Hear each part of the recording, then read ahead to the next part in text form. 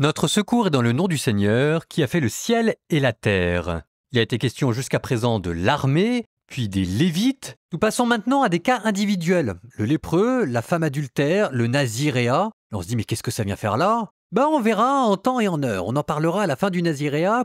Pour l'instant, premier épisode, on commence avec le lépreux et la femme adultère. Et la femme adultère ? Mais n'est-ce pas un peu sexiste de se centrer uniquement sur des femmes adultères ? Nombre, chapitre 5.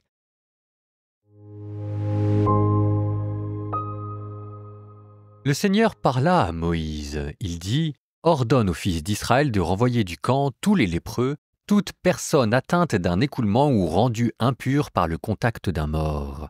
Hommes ou femmes, vous les enverrez à l'extérieur du camp, vous les renverrez pour qu'ils ne rendent pas impur ce camp où je demeure au milieu d'eux. » Ainsi firent les fils d'Israël, et ils les envoyèrent à l'extérieur du camp, comme le Seigneur l'avait dit à Moïse.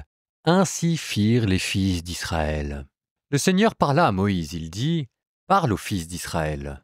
Lorsqu'un homme ou une femme commet l'un ou l'autre péché envers autrui, se rendant ainsi infidèles au Seigneur, ces gens-là sont coupables.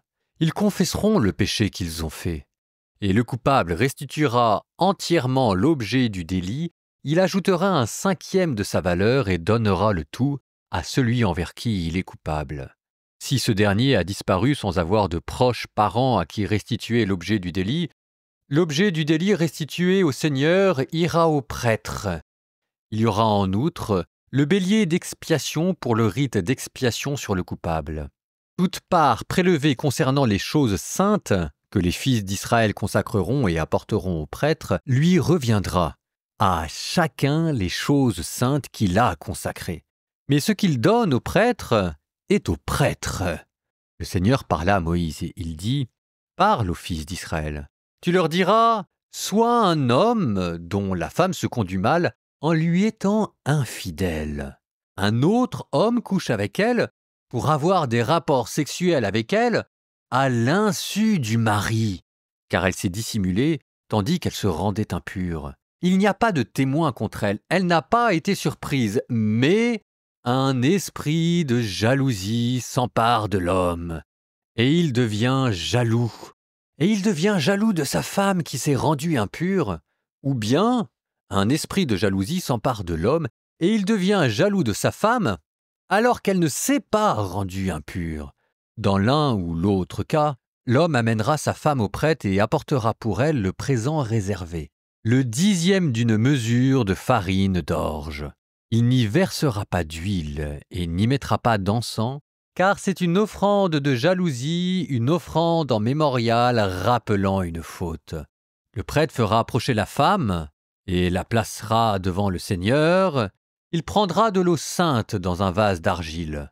Il prendra de la poussière qui se trouve sur le sol de la demeure et la mettra dans l'eau. Alors, il placera la femme devant le Seigneur et lui dénouera les cheveux. Il posera sur ses paumes l'offrande en mémorial, c'est une offrande de jalousie, et lui-même aura dans ses mains l'eau amère qui porte la malédiction. Le prêtre fera prêter serment à la femme et lui dira « Si aucun homme n'a couché avec toi, si tu ne t'es pas mal conduite et rendue impure en trompant ton mari, sois innocenté par cette eau amère qui porte la malédiction. Mais si toi, tu t'es mal conduite en trompant ton mari, si tu t'es rendue impure, si un autre homme que ton mari a eu des rapports sexuels avec toi, alors le prêtre fera prêter serment à la femme, un serment imprécatoire. Il lui dira « Que le Seigneur fasse de toi un objet d'imprécation et de serment au milieu de ton peuple, qu'il fasse dépérir ton flanc et gonfler ton ventre. Que cette eau qui porte la malédiction pénètre tes entrailles pour faire gonfler ton ventre et dépérir ton flanc. » Et la femme dira « Amen, Amen. » Puis le prêtre écrira ces imprécations sur un document et les effacera dans l'eau amère. Il fera boire à la femme l'eau amère qui porte la malédiction, et l'eau qui porte la malédiction entrera en elle pour la rendre amère. Le prêtre prendra des mains de la femme l'offrande de la jalousie. Il la présentera au Seigneur sur l'autel avec les gestes d'élévation. Puis le prêtre prélèvera sur l'offrande une poignée de farine comme mémorial et la fera fumer sur l'autel. C'est alors qu'il fera boire l'eau à la femme. S'il se trouve qu'elle s'est rendue impure, si elle a été infidèle à son mari, l'eau qui porte la malédiction entrera en elle pour la rendre amère. Son ventre gonflera et son flanc dépérira. Alors la femme deviendra un objet d'imprécation au milieu de son peuple. Mais si la femme ne s'est pas rendue impure, si elle est restée pure, elle sera innocentée et pourra être féconde.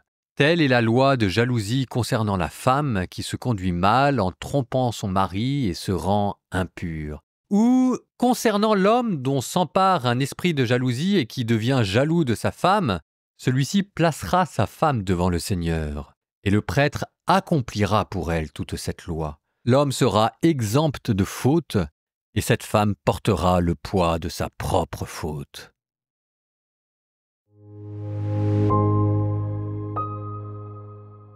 Et les hommes dans tout ça, c'est pas juste. Il n'y a que les femmes qui souffrent. Bah écoutez, vous oubliez vite les choses. On en a déjà parlé de l'adultère dans le Lévitique, il me semble, c'était il n'y a pas si longtemps que ça. Et pour le coup, c'était surtout les hommes qui s'en prenaient plein la figure. Donc là, il n'est pas question de sexisme, mais plutôt du réponse de la bergère à la bergère. On est en train de traiter un cas particulier dont on avait oublié de parler dans le livre du Lévitique. Si c'est une femme qui est à l'origine de l'adultère, qu'est-ce qu'on fait ? Et ce qui cette fois-ci déplace le regard vers quelque chose qui est peut-être encore plus bizarre que l'allégation supposée de sexisme, qui est cette question de rite bizarre, qui est en fait un jugement divin à partir d'une eau amère. Et on se dit, mais qu'est-ce que ça veut dire ? Il faudrait qu'elle soit jugée ou qu'elle puisse se défendre. Et à la place de ça, elle a le droit à ce qu'on appelle une ordalie. Une ordalie, c'est un jugement divin. Évidemment, nous, on arrive après 4000, 5000 ans de progrès judiciaire.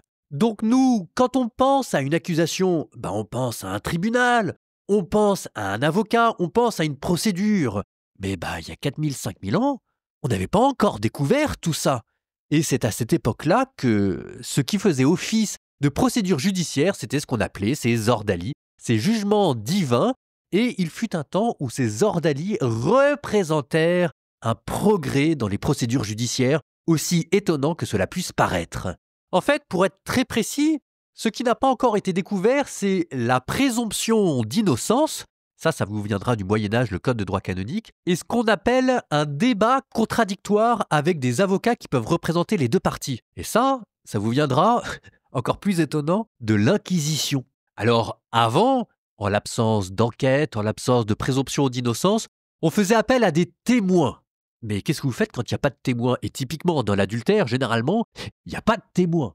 Quand il n'y a pas de témoin, vous allez me dire, on fait une enquête. Mais là, à nouveau, il n'y a pas de médecin légiste, il n'y a pas d'enquêteur, il n'y a pas de police. Donc comment vous allez faire l'enquête ? Il n'y en a pas. Et c'est là où, en fait, l'ordalie représente un progrès social et judiciaire, parce que en l'absence de procès contradictoire, de présomption d'innocence et d'enquête préliminaire, c'est la loi du plus fort. Et l'ordalie, en fait, c'est ce qui permet de soustraire la femme à la loi du plus fort qui sera, pour l'occasion, celle de son mari. Et d'ailleurs, si vous êtes attentif à ce rite tel qu'il était décrit dans la Bible, vous voyez qu'en fait, on commence à mettre des barrières. D'abord, il faut payer une offrande et ça coûte cher cette affaire. Ensuite, on dit que c'est un esprit de jalousie qui s'empare de l'homme. Ça veut dire que l'homme n'est pas forcément au meilleur de sa forme psychologique et que le problème vient peut-être de lui, pas de la femme. Et ensuite, vous avez un rite bizarre où on mélange de l'eau avec de la poussière. Ensuite, c'est tout. Ça vous fait quand même un rite qui est singulièrement inoffensif. Il y a un petit côté sexiste dans ce rite parce qu'il nous est étranger et puis parce qu'on aimerait bien qu'il soit réciproque, que la femme puisse aussi accuser l'homme. Mais en attendant, c'est un rite qui est singulièrement inoffensif pour la femme et qui commence déjà à le soustraire de l'arbitraire masculin. Alors, est-ce qu'avec un tel commentaire, nous parvenons entre guillemets à sauver ce passage ? C'est peut-être le moment où on va parler franchement. Je suis pas encore tout à fait convaincu de ce que je veux dire. Là, j'ai quand même vaguement le sentiment d'essayer de tirer la couverture au maximum vers le texte biblique pour essayer de l'amener au plus haut de sa forme, si jamais je puis dire. Mais à titre personnel, comment je pourrais dire ça ? C'est quand même un passage que je continue de trouver bizarre. Mais c'est peut-être intéressant parce que ça vous montre aussi comment est-ce qu'on travaille la Bible. Quand il y a des passages de l'Ancien Testament qu'on essaie de tirer au maximum et puis il y a quelque chose qui résiste, on dit quoi, on fait quoi ? C'est le moment où, en tant que chrétien, on sort son joker. On a le droit de trouver des passages de l'Ancien Testament insatisfaisants. Et celui-là, je le trouve insatisfaisant. Même si vous avez entendu tout ce que je vous ai dit sur le progrès judiciaire et qu'il faut retenir au compte de la Bible. Mais vous avez le droit de trouver ce passage-là insatisfaisant. On n'a jamais dit que l'Ancien Testament était le sommet de la révélation. Et c'est là où vous sortez le joker, Jésus. Parce que ça devient quoi ce passage dans la vie de Jésus? Ça vous donne la femme adultère. Qu'est-ce qui se passe quand une femme est vraiment adultère? Des pharisiens amènent la femme à Jésus pour qu'il la lapide. Jésus se retourne vers les pharisiens pour leur dire que celui qui n'a jamais péché lui jette la première pierre. Tout le monde s'en va et ensuite il se retourne vers la femme pour lui dire « Personne ne t'a condamné, moi non plus, va et désormais ne pêche plus. » Lisez-le ce passage, vous êtes dans l'Évangile selon saint Jean et c'est Jésus qui a permis avec ce passage que les femmes ne soient plus lapidées. C'est pas rien. Ce qui est difficile dans le christianisme, c'est pas de dire que Jésus arrive à bien mêler justice, miséricorde, parce que ça c'est parfaitement clair quand on lit l'Évangile, c'est hallucinant. Ce qui est difficile, non, dans le christianisme, c'est d'arriver à voir dans ce passage de l'Ancien Testament bizarre une préfiguration de ce que dira plus tard Jésus à cette femme adultère. Ça, j'avoue que c'est pas évident. Je suppose que c'est pour ça qu'on nous paye des études de théologie. On y arrive, on n'y arrive pas, mais au moins la conclusion, elle, ne souffre d'aucune ambiguïté.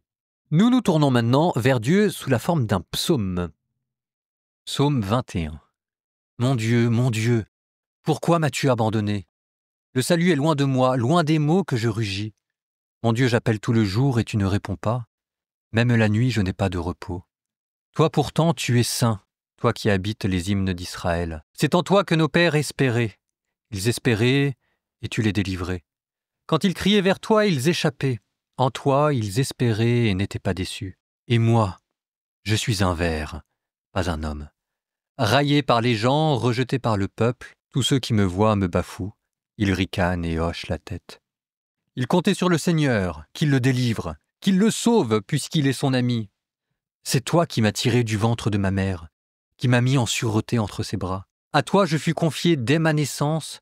Dès le ventre de ma mère, tu es mon Dieu. Ne sois pas loin, l'angoisse est proche. Je n'ai personne pour m'aider. Des fauves nombreux me cernent, des torrents de basans m'encerclent, des lions qui déchirent et rugissent ouvrent leur gueule contre moi. Je suis comme l'eau qui se répand, tous mes membres se disloquent, mon cœur est comme la cire, ils fond au milieu de mes entrailles, ma vigueur a séché comme l'argile, ma langue colle à mon palais, tu me mènes à la poussière de la mort. Oui, des chiens me cernent, une bande de vauriens m'entoure, ils me percent les mains et les pieds, je peux compter tous mes os. Ces gens me voient, ils me regardent, ils partagent entre eux mes habits et tirent au sort mon vêtement. Mais toi, Seigneur, ne sois pas loin. Ô ma force, viens vite à mon aide. Préserve ma vie de l'épée, arrache-moi aux griffes du chien, sauve-moi de la gueule du lion et de la corne des buffles. Tu m'as répondu. Et je proclame ton nom devant mes frères, je te loue en pleine assemblée. Vous qui le craignez, louez le Seigneur.